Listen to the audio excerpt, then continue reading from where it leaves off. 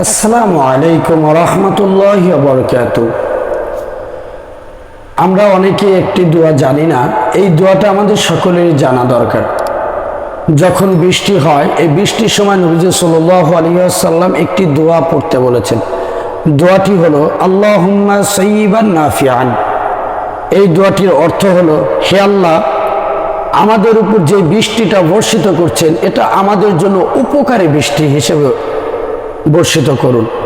কেননা এই বৃষ্টির মাধ্যমে, কঠিন বজ্রপাতের মাধ্যমে অনেক জাতি অনেক কওমকে আল্লাহ পাক ধ্বংস করে দিয়েছেন।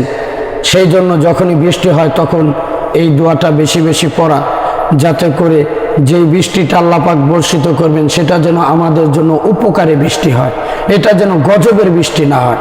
সেই জন্য আমরা সকলে এই দোয়াটা পড়ে নেব, আল্লাহুম্মা সাইয়্যিবান নাফিআন, আল্লাহুম্মা সাইয়্যিবান নাফিআন।